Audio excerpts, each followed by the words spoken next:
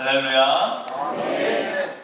거룩한 주일 하나님 앞에 나오신 모든 분들 주님의 이름으로 환영하고 축복합니다. 아멘. 옆에 계신 분들하고 인사하겠습니다. 잘 오셨습니다. 사랑합니다. 인사하겠습니다. 잘 오셨습니다. 사랑합니다.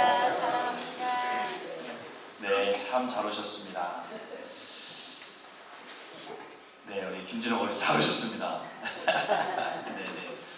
자, 오늘은 썩어지는 한 알의 미랄이라는 제목으로 함께 하나님 말씀을 나누겠습니다. 자, 지난 금요일 날 갑작스러운 소식이 있었습니다. 우리 박준지 권사님께서 돌아가셨다는 소식을 들었습니다. 네. 제가 지난 수요일 날 우리 장로님 가정과 신방을 갔었는데 너무 이제 상태가 좋으신 거예요. 원래 이제 산소줄도 끼고 있었는데 그것도 빼고 계시고 앉아서 이렇게 찬양도 부르시고 너무 건강해 보이셔서 좀 회복되셨구나. 제가 지난주 갔을 때는 많이 힘들어하셨었거든요. 근데 이번 주 지난 수요일 날 갔을 때는 되게 좋아 보이셨거든요. 자, 이 사진은 얼마 전 사진이냐면 지금 달력을 보면 8월달로 돼 있어요. 8월달. 8월 7일 날 저희가 신방 갔을 때 사진이에요. 그래서 저희 같이 사진을 기념으로 찍었는데 불과 3개월 전의 모습인데 지금 돌아가셨다는 게 저도 믿기지가 않아서 저녁 7시쯤 연락이 왔는데 급하게 이제 집에 갔습니다. 갔더니 이제 그 침대에 누워 계신 거예요. 이렇게 편안하게 누워 계세요. 저도 이렇게 임종하신 분을 직접 본 거는 저도 처음이거든요. 왜냐면 웬만하면 다 병원에 있기 때문에 돌아가셨다는 소식 들어도 다 이제 병원에서 이제 다 수습하고 이제 영안실로 모시기 때문에 돌아가신 분을 직접적으로 볼 수가 없는데 권사님 이제 댁에 계셨기 때문에 딱 갔더니 이제 누워 계십니다. 물론 이제 경찰이 와서 이제 확인을 하는 거죠. 다 확인하고 이제 국립병원을 모셨는데 정말 잠자는 것처럼 편안하게 누워 계신 모습 보면서 우리 권사님이 이제 많이 힘드셨고 고통스러우셨는데 이제 좀 안식을 누리시겠다라는 생각을 하게 되었습니다. 자, 권사님이 저한테는 목사님 새로 오셨으니까 5년만 같이 신앙생활 했으면 좋겠다 그렇게 기도하고 있다 그렇게 말씀하셨는데 이제 따님한테는 너무 고통스러우니까 잠잘 때 편안하게 좀 하나님이 불러가셨으면 좋겠다 그런 말씀들을 하셨대요. 근데 정말 따님이 잠깐 시장에 이제 장 보러 가고 또 남편 어르신은 이제 안방에서 뭐 잠깐 하시는데 그동안 누워 계시다가 그냥 딱 돌아가신 거예요. 그러니까 이제 자녀들도 그렇고 우리 황창씨 어르신도 많이 안타까워하셨죠. 하지만 우리 권사님이 그토록 그리던 하나님 나라 천국에 들어가신 줄로 믿습니다. 네. 자, 우리가 신앙생활하는 것이 평소에는 뭐 신앙생활하고 교회 다니고 안 다니고가 별 차이가 없는 것 같아요. 교회 다니는 사람이나 안 다니는 사람이나 다른 게 뭐가 있나? 밥 세끼 먹고 놀고 뭐 여행 가고 다 똑같은 것 같아요. 근데 이제 결정적인 차이가 나는 순간이 다가옵니다. 바로 이제 임종의 시간이라는 거죠. 자, 신앙생활 했던 사람들은 이제 내가 이제 죽으면 하나님 나라에 들어간다 그 믿음이 있지만 교회 안 나오고 예수님 믿지 않는 사람은 불안한 거예요. 내가 죽으면 어떻게 될까? 나는 어떻게 되나? 혹시 지옥이 있으나 지옥 가면 어떡하나? 그 불안함이 엄습할 수밖에 없다는 것이죠. 우리 권사님도 그렇고 저와 여러분들도 이 땅 살아가는 동안에 예수님을 굳게 믿음으로 말미암아 언젠가 갑작스러운 죽임이 올지라도 우리는 하나님 나라 천국 간다는 그런 소망 가운데 우리 죽음도 담담하게 맞이하게 될 줄로 믿습니다. 아멘. 자, 예수님께서 그냥 말씀하시고 또 기적을 일으킬 때는 별로 사람들이 주목하지 않았어요. 물론 병자 고칠 때도 사람들이 놀랍긴 했지만 결정적으로 예수님이 이제 저분이 메시아구나 라는 것을 깨달은 계기가 있습니다. 그것은 바로 이제 죽은 나사로를 살리는 사건을 보고 사람들이 이제 확 바뀐 거죠. 저분이 정말 메시아구나. 우리를 죽음에서 건지실 그 하나님의 아들 메시아구나라는 그러한 생각을 하게 되었다는 것이죠. 자, 오늘 우리가 요한복음 12장 읽었지만 바로 11장에서 나오는 이야기가 바로 죽은 나사로를 살리는 사건이에요. 자, 그리고 나서 예수님이 다시 그 사건을 통해서 이제 예수님께서 이제 많은 사람들에게 많은 사람들이 믿는 계기가 되었다는 것이죠. 아, 나사로 죽었던 사람을 살리셨단 말이야? 아, 그거는 아무도 할 수 없어. 병 고친 사람 고치는 일을 많이 봤지만 죽은 사람을 살렸다고? 아, 그럼 정말 예수님이 메시아나 보네? 메시아네? 하면서 유대인들도 이제 예수님을 막 믿는 그러한 분위기가 막 일어났다는 것이죠. 자, 그러니까 이제 예수님께서 이제 예루살렘으로 입성을 하게 돼요. 자, 예수님이 예루살렘 성에 입성하니까 사람들이 어떤 반응을 일으킵니까? 예수님이 드디어 이제 왕자에 앉으시려고 예루살렘에 오시는구나. 아, 이제 우리를 로마의 제국 압제로부터 우리를 해방시키려는구나. 다윗과 같은 그러한 강력한 왕권을 가지시고 우리를 로마의 압제에서 구원하실 이스라엘의 왕이구나 라고 생각을 했다는 거죠. 그래서 호산나 호산나 외치면서 예수님을 예루살렘 성으로 맞이했다는 거죠. 사람들은 그렇게 생각했습니다. 이제 예수님이 왕으로 등극할 것이다. 이제 우리는 이제 로마의 식민지로부터 벗어날 수 있다. 이제 그렇게 생각을 하고 예수님을 맞이했다는 것이죠. 자, 그런 가운데 어떤 사건이 벌어졌냐면 오늘 본문 말씀에 보면, 자, 헬라인 몇 명이 예수님을 만나러 온 겁니다. 자, 지금까지는 유대인들이 예수님에 대해서 긴가민가 하다가 예수님이 우리의 구원자구나 라고 생각해서 예수님을 믿는 사람이 생겨났는데, 이제는 헬라인 가운데서도 예수님을 이제 만나고 싶어하는 사람들이 생겨났다는 거죠. 자, 헬라인은 말 그대로 이방 사람입니다. 유대인이 아니에요. 이방 사람들 중에서 이제 예수님을 만나고자, 예수님에 대한 이제 궁금함이 생긴 것이고, 나도 예수님을 만나고 싶다, 나도 예수님을 알고 싶다, 믿고 싶다라는 그러한 이제 움직임이 일어난 거죠. 자, 당시의 헬라인들은 어떻게 보면 이방인들을 대표하는 사람들이다라고 생각해 볼 수 있습니다. 그래서 이제 사람들은 이 헬라인들까지도 이방인들까지도 이렇게 예수님을 만나려고 한다니, 드디어 예수님이 정말 이제 왕으로 등극하시는구나, 그런 생각을 할 수밖에 없던 것이죠. 자, 그런데 사람들의 생각과 예수님의 생각은 전혀 달랐습니다. 사람들은 예수님이 왕이 될 거라고 생각했는데 예수님은 전혀 그럴 생각이 없었어요. 오히려 예수님은 이제 내가 영광을 얻을 때가 왔다 라고 말씀하십니다. 내가 영광을 얻을 때가 왔다. 이 영광을 얻을 때가 왔다는 말에 사람들은 예수님이 왕의 영광을 차지하겠구나 라고 생각을 했다는 거예요.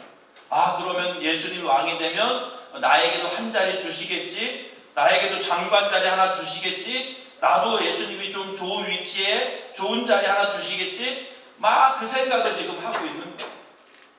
자, 그런데 예수님의 생각은 사람들과 제자들과의 생각과 달랐습니다. 자, 예수님의 생각은 이제 내가 십자가를 질 때가 됐구나 라는 것을 생각하고 계셨다는 거죠. 사람들은 예수님 왕이 돼서 아주 강력한 왕이 돼서 이 나라를 다스릴 거라 생각했지만 예수님의 계획, 하나님의 계획은 다른 곳에 있었다는 거죠. 바로 이제 예수님이 이제 십자가의 죽으심으로 말미암아 인류의 죄를 인류의 모든 죄를 대속하시는 그러한 십자가에 오르실 것을 이제 하나님께서는 계획하셨고, 예수님도 그때가 되었다는 것을 이제 직감적으로 아신 거죠. 그러면서 예수님은 자신이 십자가를 지는 사건을 비유적으로 이렇게 말씀하십니다. 우리 24절 말씀을 같이 한번 봉독하겠습니다. 내가 진실로 진실로 너희에게 이르노니 한 알의 밀이 땅에 떨어져 죽지 아니하면 한 알 그대로 있고 죽으면 많은 열매를 맺느니라. 아멘. 자, 예수님께서 뜬금없이 한 알의 미랄을 얘기하시는 거죠. 얘들아, 미랄이 있는데 이것이 미랄이 땅에 떨어져 썩어지고 죽어야지 거기서 싹이 나고 새로운 생명이 나오는 거야. 만약에 그 밀이 썩어지지 않으면 생명이 나올 수가 없는 거야. 그 말씀을 하시는 거죠. 이것은 예수님이 이제 죽게 될 십자가에서 죽게 될 것을 말씀하시는 거죠. 나는 이 땅에 너희들 위해서 죽으러 왔어. 내가 너희들을 위해서 죽을 때 너희들에게 새로운 생명이 살아날 거야. 그것을 말씀하고 계시다는 거죠. 자, 농사 지신 분들은 다 압니다. 여러분들, 그냥 싹이 나는 게 아니에요. 싹이 그냥 맨 땅에서 나오는 게 아닙니다. 그 싹이 나오기 위해서는 뭐를 심어야 되냐면 이 씨를 심어야 되는 거예요. 벼를 심고 뭐 감자든 뭐든 고추든 씨를 심어야 거기서 이렇게 싹이 나고 새로운 생명이 싹 튼다는 거죠. 씨가 죽은 것처럼 아무런 생명력이 없는 것처럼 보였는데 그것을 땅에 심으니까 거기서 그게 썩어짐으로 거기서 새로운 생명이 싹을 트는 것처럼 예수님이 이제 내가 죽음으로 너희에게 새로운 생명을 이제 누리게 될 것이야 라는 것을 말씀하고 계신 줄로 믿습니다. 예수님은 죄와 허물이 아무것도 없는 분이에요. 죄가 없는 완전한 분이십니다. 하나님의 아들로서 죄가 없는 분이었습니다. 그럼에도 불구하고 십자가에 죽으신 이유는 우리의 죄가, 우리의 허물이 너무 많기 때문에,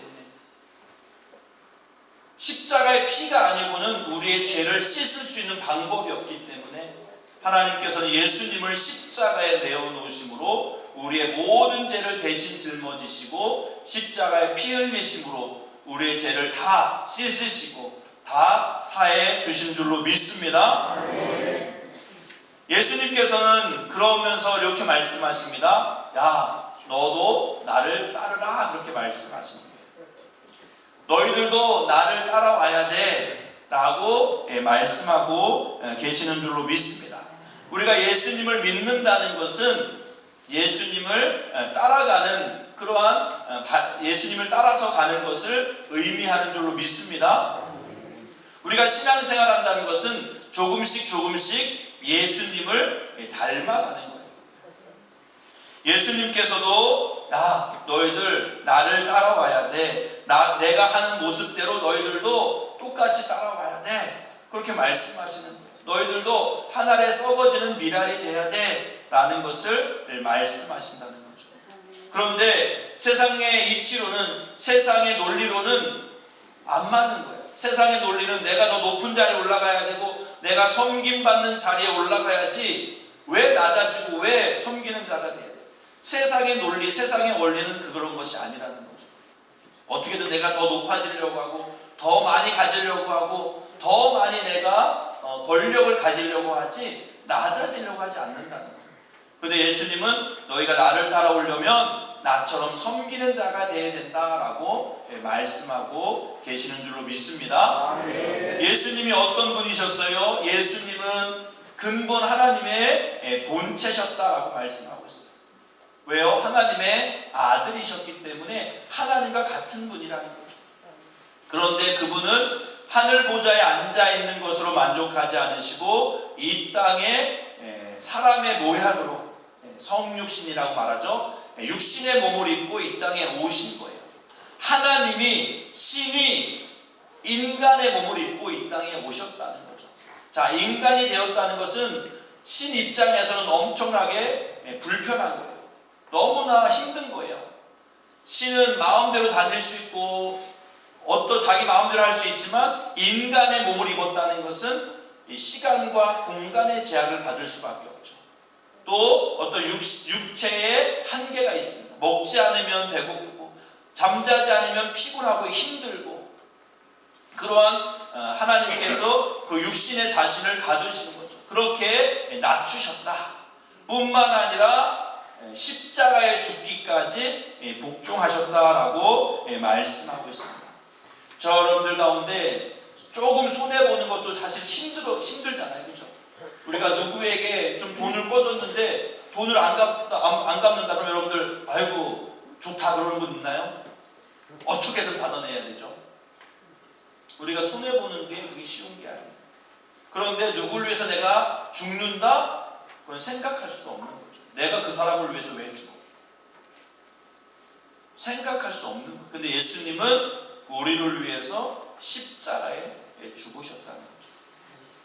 그렇게 예수님이 우리를 섬기는 자가 되셨는데 예수님은 우리에게 똑같이 말씀하십니다. 너도 나를 따르라. 너도 나와 함께 하늘에 썩어지는 미랄이 되어야 된다 라고 말씀하고 계시는 줄로 믿습니다. 주님 우리에게 줄곧 말씀하시는 건 뭐냐면 하늘에 썩어지는 미랄이 되어야 된다는 거예요. 그러지 않으면 새로운 생명이 싹틀 수가 없다는 것이죠. 자기의 생명을 사랑하는 자는 잃어버릴 것이요 이 세상에서 자기의 생명을 미워하는 자는 영생하도록 보전하리라 라고 말씀하고 있습니다. 자, 우리가 신앙생활 하면서 사실 손해보지 않고 신앙생활하기 쉽지 않습니다. 내가 자기의 생명을 미워한다는 것은 어떻게 보면 내 뜻, 내 자아, 내 욕심 다 내려놓는다는 거예요. 손해본다는 거죠. 희생한다는 겁니다. 자, 부모가 자녀들을 위해서 희생하지 않고 부모의 존경을 받을 수 있는 부모가 없죠. 우리 부모님들이 왜 존경을 받을까요? 그것은 자녀들을 위해서 무한적으로 헌신하기 때문에, 무한적으로 자녀들을 위해서 아낌없이 내어주기 때문에 자녀들이 그토록 부모님을 생각할 때 너무나 감사하고 너무나 고맙게 생각한다는 거죠. 물론 부모님이 살아있을 때 그것을 깨달았으면 너무 좋겠지만 그럴지 못할 때가 많죠. 부모님이 돌아가시고 나니까 그제서야 이제 부모님이 나를 위해서 얼마나 희생하셨는지 이제 그것을 깨닫는 거예요. 그래서 이제 돌아가시면 그 부모님에서 그렇게 많이 우는 이유가 거기 있는 거죠. 한순간에 부모님이 나에게 베풀어 주신 그 사랑이 확 느껴지고 또 반대로 내가 부모님께 잘하지 못했던 것이 확 밀려드니까 그 슬픔을 주체할 수가 없는 거예요. 박준주 권사님이 갑작스럽게 돌아가시긴 했지만 그래도 자녀들이 이제 최선을 다해서 모셨어요. 작은 따님은 이제 사업도 정리하시고 내려와가지고 이제 계속 옆에서 어머니 수발을 드셨죠. 그런데도 제일 많이 우는 거는 그 작은 딸이에요. 더 못해드렸다고, 더 부모님을 위해서 내가 더 부모님 마음을 편하게 해드리지 못했다고 더 많이 우는 거예요. 자기 생명을 미워한다는 것은 그만큼 자기를 희생할 때에 그것을 이제 하나님께서 거기서 새로운 생명이 싹트는 거죠. 그러니 자녀들이 이제 그 부모님의 마음을 이제 이해하는 겁니다. 어머니가 부모님이 나를 위해서 이렇게 희생하셨구나, 이렇게 헌신하셨구나. 그것을 이제 자녀들이 깨닫게 되는 줄로 믿습니다. 자, 저와 여러분들은 신앙생활하면서 무엇을 지금 포기하고 계신가? 만약에 내가 신앙생활하면서 포기하는 것이 아무것도 없다, 내가 하고 싶은 대로 다 하고 있다, 그러면 어쩌면 우리는 제대로 된 신앙생활을 하고 있지 않은 겁니다. 내가 하나님을 믿는다, 예수님을 믿는다, 예수님이 나의 구원자다, 주님이다 라고 말은 하지만 전혀 행동은 그렇지 않다는 거예요. 내가 하고 싶은 대로 다 하고 먹고 싶은 거 다 먹고 가고 싶은 거 다 가고, 그것은 신앙생활이 아닌 거죠. 어떻게 보면 신앙생활이라는 것은 내가 하고 싶은 건 많지만 육신의 소욕이 많이 있지만 그것이 주님의 뜻이 아니기에 내 생각과 다르다면 내 생각을 접고 주님의 생각대로 주님의 뜻대로 행하려고 하는 것이 바로 신앙생활인 줄로 믿습니다. 나는 그 사람을 용서할 수가 없습니다. 평생을 두고 아주 원수로 살아야 돼요. 왜요? 그 사람도 나에게 못할 짓을 했거든요. 그런데 그것을 똑같이 미워한다면 그것은 전혀 신앙생활이 아닌 거죠. 주님의 뜻과는 전혀 다른 겁니다. 그럼에도 불구하고 우리 주님은 그래, 네가 용서해라, 네가 먼저 다가가라, 네가 먼저 사랑해라, 그렇게 말씀하시는 줄로 믿습니다. 우리가 그럴 때 여기서 자기 생명을 사랑하는 자는 잃어버릴 것이고 자기 생명을 미워하는 자는 영생하도록 보존하리라, 그렇게 말씀합니다. 내 생각을 저버리고 주님의 마음으로, 주님의 생각으로 우리가 살아갈 때 거기에 하나님께서 주시는 생명이 있다는 것이죠. 거기에서 하나님이 주시는 은혜와 복이 있는 줄로 믿습니다.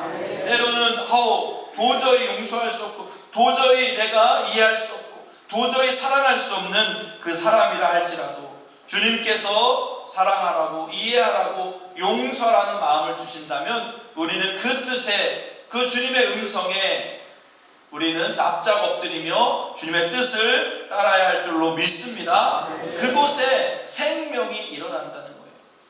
자녀들은 수도 없이 부모님의 뜻을 거스릅니다. 부모님의 깊은 뜻을 깨닫지 못하고 늘 부모님에 대해서 원망하고 불평해요. 그럼에도 부모님들은 끝까지 자녀들을 감싸주고 용서하고 사랑을 베풀죠. 그러니 나중에 어떻게 됩니까? 그때 나중에 자녀들이 그것을 깨닫는 거죠. 부모님이 나를 위해서 그만큼 희생하셨구나. 그것을 깨달을 때 이제 자녀들이 그때 철이 드는 거죠.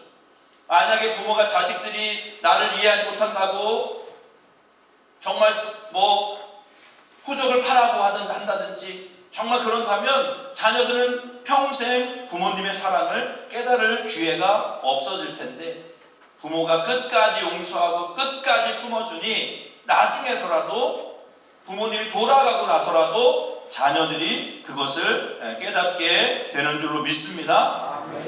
자기 생명을 미워하는 자는 자기 영생하도록 보존하리라, 주님께서 말씀하고 있습니다.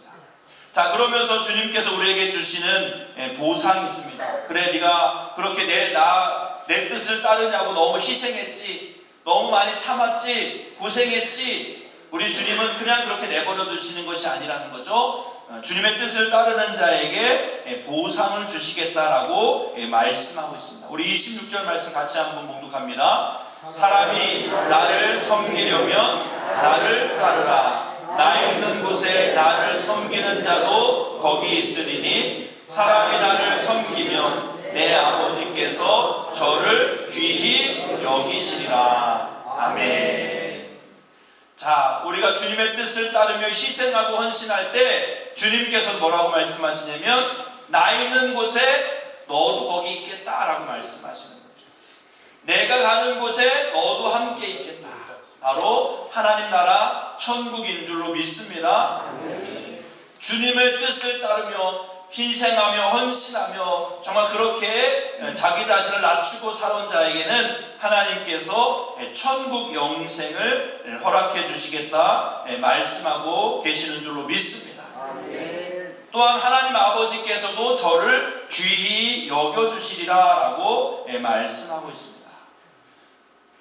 우리가 이 땅에서 예수님 때문에 희생하고 하나님 때문에 내가 참고 헌신했다면 이 세상에서 그것을 몰라줄지라도, 이 세상 사람들이 그것을 인정해주지 못할지라도 우리 하나님께서는 우리를 안아주시고 품어주시고 위로해주시고 잘했다 칭찬해 주실 줄로 믿습니다. 우리는 이 믿음 가지고 사실 신앙생활 하는 겁니다. 사람들에게 더 대접받고 더 인정받으려고 산다면 그것은 온전한 신앙생활이 아닌 것입니다.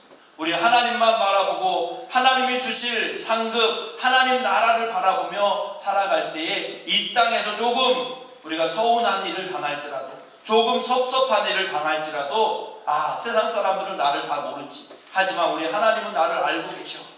우리는 그 믿음 가지고 살아가야 될 줄로 믿습니다. 우리 박춘지 권사님 장례를 치르면서 외할머니 장례식 때가 떠올랐어요. 제가 한번 말씀드린 적이 있었는데 우리 저희 외할머니세요. 원춘상 외할머니. 저가 2006년도에 찍은 사진인데 2009년도에 돌아가셨거든요. 돌아간 날짜 제가 잊어버릴 수가 없어요. 4월 22일 날 돌아가셨어요.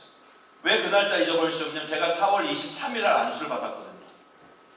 제가 내일 안수 받는데 오늘 돌아가셨다고 소식이 온 거예요. 저는 갈 수가 없지만 이제 부모님은 이제 가셨죠. 그래서 제 안수식에 부모님은 못 오셨어요.